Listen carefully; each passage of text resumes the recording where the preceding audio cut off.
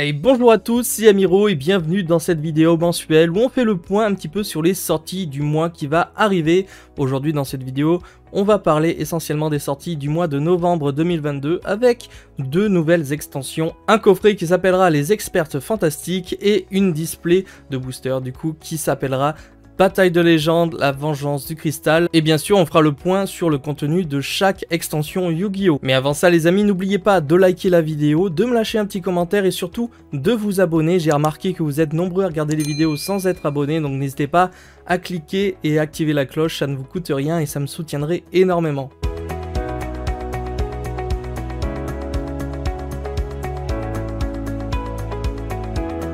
Nous sommes partis avec cette première extension qui s'appelle les Experts Fantastiques et c'est un coffret de 4 boosters avec un paquet de protège-cartes. Ce coffret va sortir le 3 novembre 2022, sera commercialisé chez mon partenaire au prix de 26,50 € en précommande, 29,50 € le jour J. Vous avez les codes promo également pour Omega Store qui sont en description. Je le rappelle, Yamiro001 pour 10% de réduction sur votre toute première commande et Yamiro005 pour avoir 5% permanent sur toute la boutique grâce à ce code. Bien sûr, c'est un coffret hivernal assez sympathique qui va venir remplacer, je pense, les coffrets Gold, Eldorado et Or Maximum qu'on avait eu les 2 années précédentes.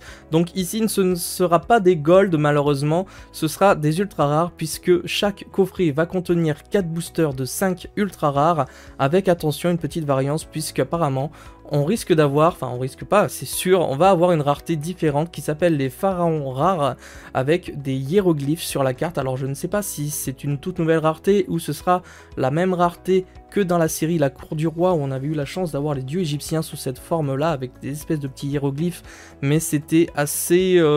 ça se voyait pas trop, donc j'espère que cette rareté sera beaucoup plus prononcée, qu'elle sera à limite différente avec une carte vraiment brillante dans tous les sens. Je ne sais pas non plus si cette rareté est garantie dans chaque booster, c'est-à-dire 4 ultras et une pharaon rare, je ne pense pas. Je pense que ce sera à l'image des collector rares, une petite rareté qu'on aura un tous les 2-3 coffrets ou avec un peu de chance un peu plus, je ne sais pas encore malheureusement par rapport à cette rareté là. Ensuite, hormis ces 4 boosters par coffret, il y aura également un paquet de 70 protège cartes et ça fait longtemps que Konami n'a pas édité un coffret où il y avait des cartes et des protège cartes à l'intérieur, donc ça je trouve vraiment cool, c'est ce qu'attendait la communauté et honnêtement le paquet de protège cartes ce sera 1 sur 6 illustrations disponibles. Je rappelle qu'il y a à l'effigie de ce coffret énormément de rééditions Assaut de l'air, Mayakashi, Artisane Sorcière ainsi que les nouvelles cartes de Shizu.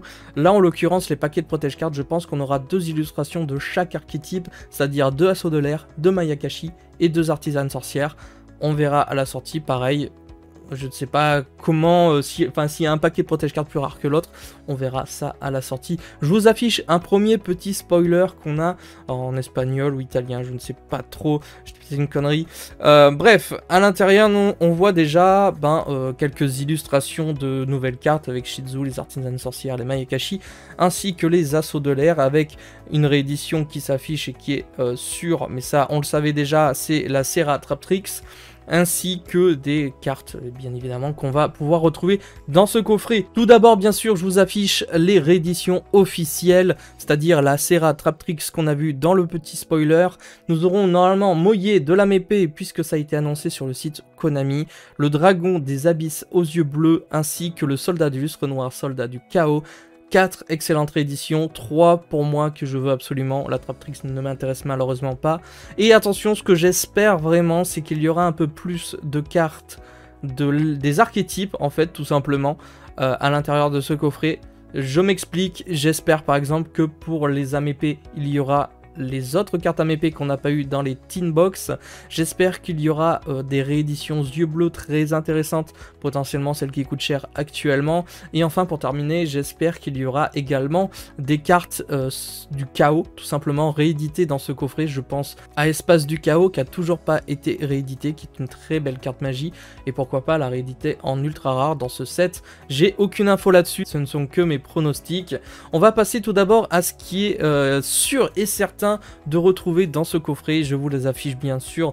Ce sont les cartes de Shih Tzu qui ont été créées par rapport à l'anime, par rapport aux circonstances entre son duel face à Kaiba, etc. Et surtout des cartes qu'on connaît déjà, qui existent déjà. Je pense à Mudora, Keldo, etc., etc. Avec une version un petit peu boostée, avec des effets améliorés, ainsi que des cartes pièges pareil, qui sont à l'effigie du duel et de cartes boostées qu'on connaît déjà. Et malheureusement les amis, c'est à peu près tout ce qu'on a comme info, comme spoiler, c'est vraiment très pauvre. Comme je l'ai dit, il y aura du Assaut de l'air et je pense qu'il y aura de très bonnes rééditions Assaut de l'air, notamment ce qui explique pourquoi Rayé a été annoncé en Ultimate dans le nouveau OTS 20. Je pense que Konami a tout simplement envie de faire plaisir aux fans Assaut de l'air en rééditant du beau monde. Donc dans ce coffret on risque de retrouver énormément de cartes Assaut de l'air, avec Rayé qui arrive en Ultimate, ça va compléter la longue série d'Ultimate Assaut de l'air. Enfin nous aurons les Mayakashi en nombre également. Je suis pas spécialement un grand fan des Mayakashi, mais je pense que beaucoup de personnes vont apprécier ce système là. Ensuite les artisanes sorcières bien sûr qui reviennent, ils avaient été réédités un petit peu dans les MP20 ou 21, si je dis pas de bêtises, je crois que c'était 21, avec du beau monde également et qui sera disponible dans ce coffret. C'est à peu près tout pour ce que j'ai réussi à avoir comme information par rapport à ce coffret des expertes fantastiques. Je le rappelle, qui sort le 3 novembre. On en saura bien sûr un peu plus grâce aux avant-premières, mais pour l'instant c'est tout ce que je peux vous proposer comme contenu. On passe désormais à la bataille de légende, la vengeance du cristal, qui est tant appréciée. Voilà, c'est une série de displays très appréciée qui sort une fois par an, avec vraiment des rééditions de cartes d'animé, avec quelques rééditions également de cartes très jouées. Je le rappelle, l'année dernière par exemple dans le bataille de légende, c'était frère de légende avec un nom différent, on avait eu Droplet, on avait eu du Dragoon en Starlight, on avait eu d'énormes cartes comme ça, des cartes très sympathiques comme Nibiru, comme Âme des magiciens, etc. Cette année, je sais pas ce que ça va donner, mais j'ai vraiment hâte de voir avec vous un petit peu tout ça. On va passer déjà au gros du spoiler, c'est-à-dire, encore une fois, je vous affiche le petit spoiler que j'ai trouvé avec, attention, accès codeur bavard potentiellement réédité dans Bataille de légende, la vengeance du cristal. Et ça c'est énorme puisqu'on sait que Access Code avait été réédité déjà en gold à Eldorado, donc l'année passée, mais ça fait déjà quasiment un an qu'il a été réédité et il est toujours aussi cher. Donc là on aurait potentiellement l'opportunité de le récupérer en secret rare, je pense, faut pas déconner, avec bien sûr des nouvelles cartes que je vais vous afficher juste après, ainsi que les cartes mises en avant, les nouvelles bêtes cristallines. Je ne l'ai pas dit, mais cette série Bataille de légende, la vengeance du cristal va sortir le 17 novembre 2022 et sera commercialisée toujours chez mon partenaire à 84 €. Voilà, les prix des displays ont également un petit peu augmenté, mais malheureusement on n'y est pour rien, c'est comme ça. C'est toujours une display de 24 boosters, à l'intérieur on aura 5 cartes par booster, 4 ultra rares, une secret. On a l'habitude dans ce genre de set d'avoir ça. Et également, normalement, si Konami garde les quotas habituels, on aura 2 Starlight de disponibles à l'intérieur, dont une en Astral rareté, comme on a eu l'habitude ces 2 dernières années. On avait eu le numéro 39 Utopie en Astral rareté et le numéro 17 le Dragon Léviathan en Astral rareté également. Donc là, je ne sais pas s'ils vont faire encore une X6 en Astral rareté, ce serait normal puisque c'est les Astral rareté, mais je ne sais pas encore laquelle, sûrement une X6 emblématique. Et bien sûr, la Starlight, eh bien, on ne sait pas du tout.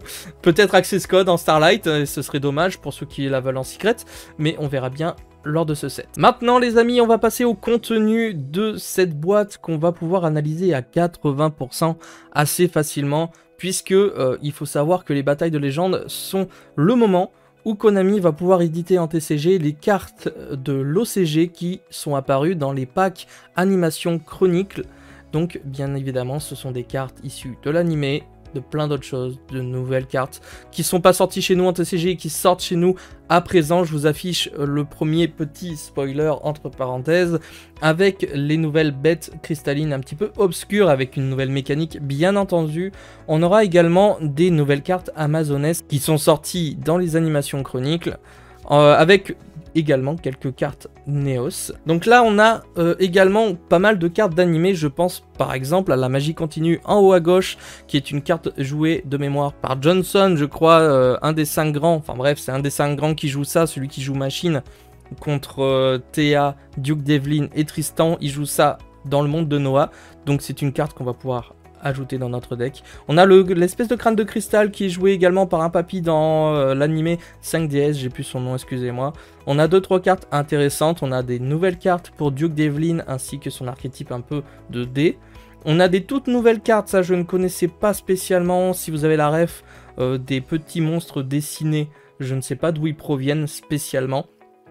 Une carte énorme qui fait son apparition, c'est la petite griffe, qui est une carte également emblématique du royaume des duellistes, où Joey, et même avant ça, Rex Raptor va jouer et équiper son dragon noir yeux rouge, avec ça, donc c'est extraordinaire. Ensuite, on passe un petit peu aux nouvelles cartes requins, on a des nouvelles cartes machines, un petit peu dinosaures, etc., des nouvelles cartes Neos, et également, et je pense qu'ils ont voulu faire plaisir un petit peu à tout le monde, que ce soit Yu-Gi-Oh 5DS, GX, Duel Monster, également Vrain, puisqu'on a l'archétype de Earth, l'inis de la Terre, si je dis pas de bêtises, avec quelques golems Terre qui vont apparaître, un mini archétype qui va arriver et qui me semble assez cool et très stylé à jouer.